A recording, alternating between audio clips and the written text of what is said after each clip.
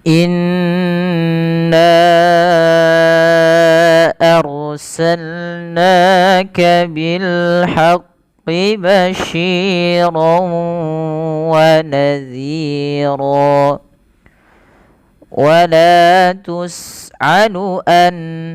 ولا تسأل عن أصحاب الجحيم. Baik, alhamdulillah wassalatu wassalamu ala rasulillah wa ba'd. Ahlan wa sahlan teman-teman, kembali lagi bersama kami di Ngaji Yufi. Kali ini kita akan membahas hukum tajwid kembali pada surah Al-Baqarah. Baik, kita akan uraikan satu persatu hukum tajwid ini. Mudah-mudahan membantu teman-teman sekalian di dalam mengenal hukum tajwid dan memperbaiki bacaan Al-Quran yang lebih baik. Baik, kita perhatikan pada lafal inna arsalnaka. Di sini ada beberapa hukum tajwid yang harus kita perhatikan dengan baik. Yang pertama, ketika melafalkan nun yang berharakat tasydid, maka apabila kita mendapati nun yang berharakat tasydid ini, perlu adanya penahanan di dalam pelafalan n-nya, karena ia kita hukumi dengan bacaan gunnah. Kesalahan yang banyak terjadi pada pembaca Al-Quran yang kurang memperhatikannya, tidak menahan gunnahnya, hanya langsung saja inna arsalna.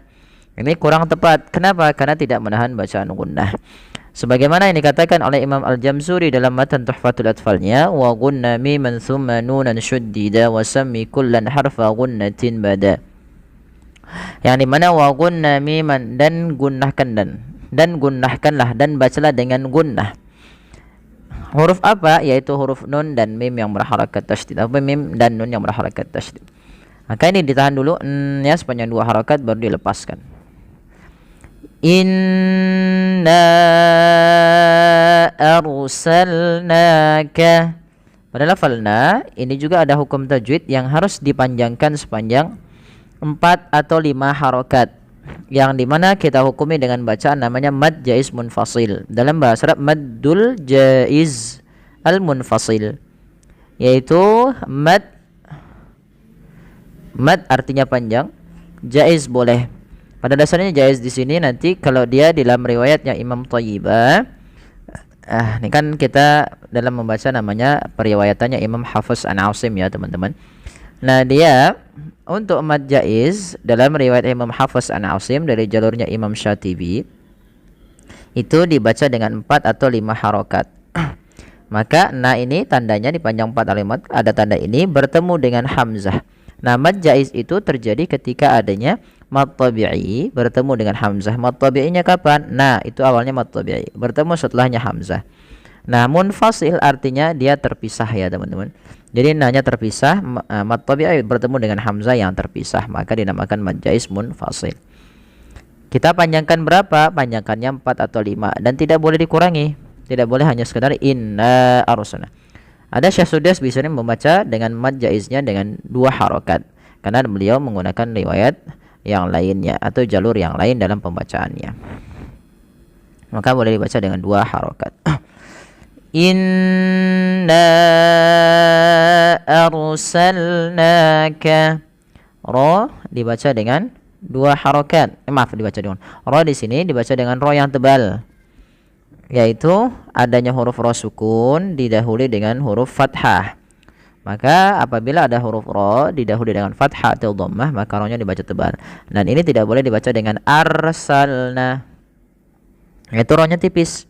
Nah, dia dibaca dengan ro yang tebal. Arsalnaka, yaitu kita namakan dengan ro tafkhim. Nah, dibaca dengan mad tabi'i 2 harokat. Kemudian bil haqqi basyiran wa nadhira. Kemudian bil haqqi ini sudah ma'ruf, yaitu ada namanya alif lam qamariyah yang dibaca dengan jelas suara lamnya. Kemudian pada lafal basyira, hati-hati dalam shinnya. Ini sering terjadi juga dengan banyak yang tidak perhatian, dia mengganti dengan bunyi sin, basyira. Kemudian pada lafal rawa ada dia bacaan tanwin bertemu dengan waw. Awalnya kan kita baca dengan basyiron, ketemu waw, Ini kita baca dengan bacaan namanya hukum tajwidnya idgham bi gunnah. Cara membacanya yaitu sesuai dengan nama hukumnya. Idgham artinya memasukkan.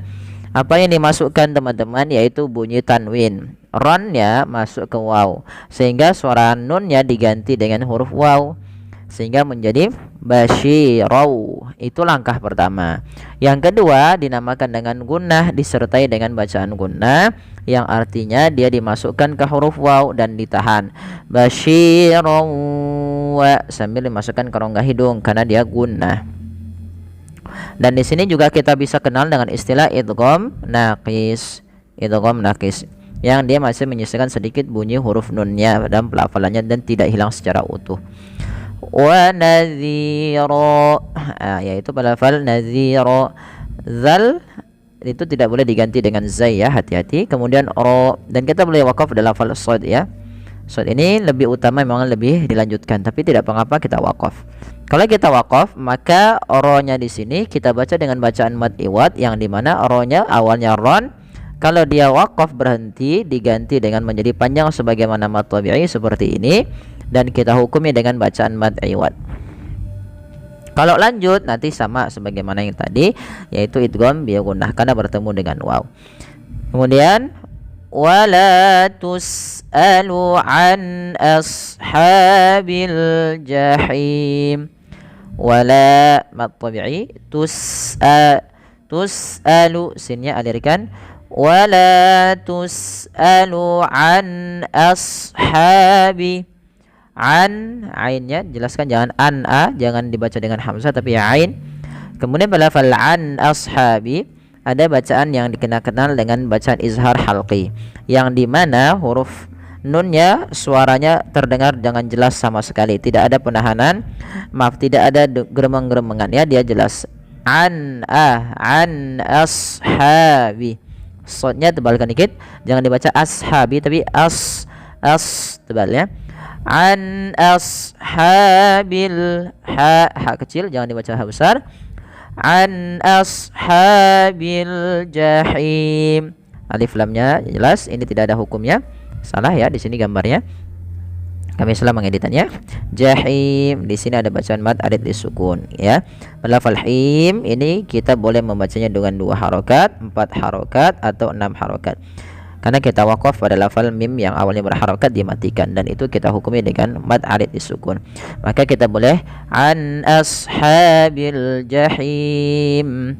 Al jahim 4 harokat atau al jahim 6 harokat. Baik, kita ulang lagi. Wala tus'alu an ashabil jahim. Ya, mudah-mudahan bermanfaat. Jazakumullahu khairan. Kurang lebihnya mohon maaf. Wassalamualaikum warahmatullahi wabarakatuh.